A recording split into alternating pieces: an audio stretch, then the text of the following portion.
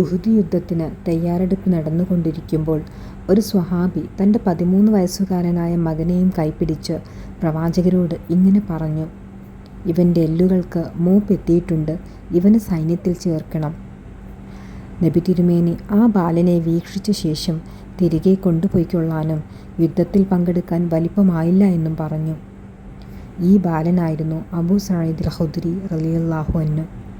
മദീനയിലെ ഖസ്റജ് ഗോത്രത്തിലായിരുന്നു സഈദ് എന്ന അബൂ സഈദ് ഖുദ്രി റളിയല്ലാഹു അൻഹുവിൻ്റെ ജനനം. പിതാവ് മാലിക് ഇബ്നു സിനാൻ റളിയല്ലാഹു അൻഹു, മാതാവ് ഉനൈസ ബിൻത് അംർ റളിയല്ലാഹു അൻഹ. പ്രവാചകനോട് നേരിട്ട് ബൈഅത്ത് ചെയ്ത സ്ത്രീകളിൽ ഒരാളായിരുന്നു മാതാവ്.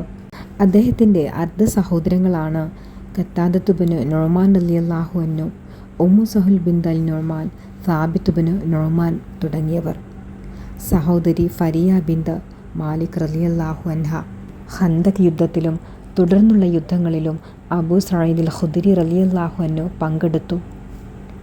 അള്ളാഹുവിൻ്റെ കാര്യത്തിൽ ആരെന്താക്ഷേപിച്ചാലും വകവയ്ക്കുകയില്ലെന്ന പ്രവാചകരോട് പ്രതിജ്ഞയെടുത്ത വ്യക്തികളിൽ ഒരാളായിരുന്നു അദ്ദേഹം.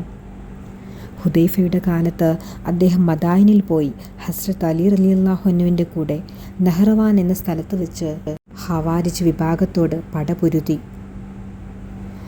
നബി സല്ലല്ലാഹു അലൈഹി വസല്ലമയിൽ നിന്ന് സഈദ് റളിയല്ലാഹു അൻഹു തന്നെ റിപ്പോർട്ട് ചെയ്ത ഒരു ഹദീസ് ഇപ്രകാരമാണ്: സത്യം കാണുകയോ ഗ്രഹിക്കുകയോ ചെയ്താൽ നിങ്ങളാരും ജനങ്ങളെ പേടിച്ച് ഒരിക്കലും അത് പറയാതിരിക്കരുത്. ഈ അനർഘ തത്വം അബൂ സഈദ് റളിയല്ലാഹു അൻഹു ജീവിതത്തിൽ ഉയർത്തിപ്പിടിച്ചു. നബി സല്ലല്ലാഹു അലൈഹി വസല്ലമയുടെ സദസ്സുകളിൽ ഹാജരാകാനും അവിടെ നിന്ന് ലഭിക്കുന്ന വിജ്ഞാന ശകലങ്ങൾ സത്യസന്ധമായി ജനങ്ങൾക്ക് പകർന്നു കൊടുക്കാനും അബൂ സഈദ് ഖുദ്രി റളിയല്ലാഹു അൻഹു മുൻപന്തിയിലുണ്ടായിരുന്നു. അദ്ദേഹം റിപ്പോർട്ട് ചെയ്ത 1000-ൽ പരം ഹദീസുകൾ വിവിധ ഹദീസ് ഗ്രന്ഥങ്ങളിൽ സ്ഥലം പിടിച്ചു.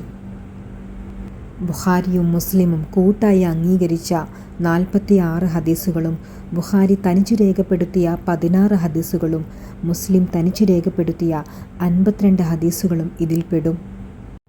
ഒരു ദിവസം അദ്ദേഹം ഒരു ഹദീസ് ഉദ്ധരിച്ചപ്പോൾ റസൂലിൽ നിന്ന് ഇത് താങ്കൾ കേട്ടിട്ടുണ്ടോ എന്ന് സദസ്യരിൽ ഒരാൾ ചോദിച്ചു.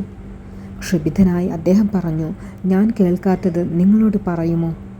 റസൂലിൻ്റെ പേരിൽ കള്ളം പറയുന്നവന് നരകത്തിലാണ് ഇരിപ്പിടം ഏർപ്പെടുത്തിയിട്ടുള്ളത് എന്ന് ഓർമ്മിപ്പിക്കുകയും ചെയ്തു.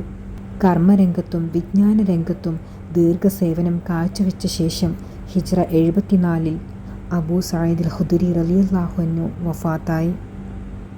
ബഖീയിലാണ് അദ്ദേഹത്തെ അടക്കം ചെയ്തത്.